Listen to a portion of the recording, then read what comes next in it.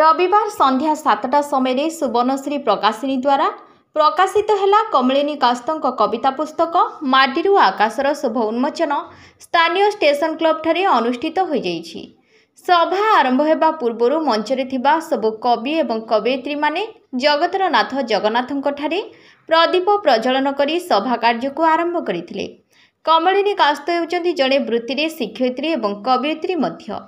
कहबाकू गले कमलिनी कास्त जेतेबेले जीवनर दक्षकिरे छिड़ा सेतेबेले श्रीमती कास्त जो घात प्रतिघात सहिबा सह प्रेम प्रतारणा सबको सहिछंती एवं अभाव को खूब पाखरु देखिछंती। सेही समय रे निज जीवन को जन्म परी गढ़ी तोलिबार स्वप्न को मध्य से अति पाखरु देखिछंती। सांप्रतिक समाज रे घटुथबा अघटन गुडी को देखि तांको मनरे सबुबेल पई कह जंत्रणा सृष्टि होईछि एवं से कहगुड़ी को नहीं से जेतेबेले माटी को भी छाड़ी पारु नाहंती सेही समय रे आकाश को धरिबार स्वप्न मध्य देखिछंती।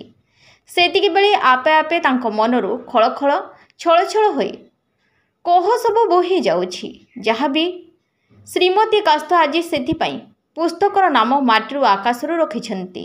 एही पुस्तक उन्मोचन उत्सव रे विशिष्ट साहित्यिक डॉक्टर अरविंद गिरी, एडवोकेट विजय कुमार पाणिग्राही, ध्वनि प्रतिध्वनिर सांप्रतिका श्रीमती स्वैरेन्द्री साहू, कवि डॉक्टर कालीपद पंडा, डॉक्टर शिरीष चंद्र जेना, डॉक्टर अरविंद गिरी सह श्रीमती कास्तों सान भाई एडवोकेट देवकांत कास्त उपस्थित थिले।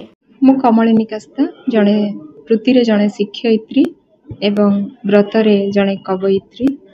कहबाकू गले जीवनर दोछकिरे जेतेबेले मु छिड़ा हेइथिली सेतेबेले मु जो घात प्रतिघात मध्य दे गति करिछि सेतेबेले मु प्रेम प्रतारणा को भेटिछि। अभावी को खूब निकटरू देखिछि। जीवन को जन्म परी गढ़ी तोलिबार स्वप्न देखिछि।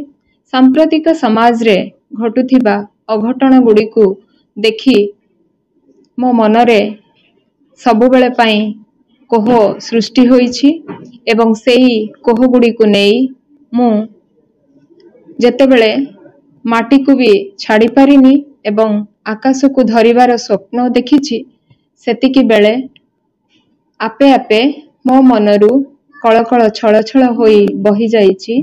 जहाँ भी आज मु माटीरू आकाश ए कविता पुस्तक रे रूपरेख देइछि सबु किछि मो वास्तव जीवनर अनुभूति सबु मोर अनुभवर अभिलिपि। जेते जेते मु कविता भितरे भिजिछि सेते थर बार बार मु मो कविता झुंटिछि सेते थर बार बार मोर कविता झुंटिछि। आज 300 कॉपी प्रकाशित हैला।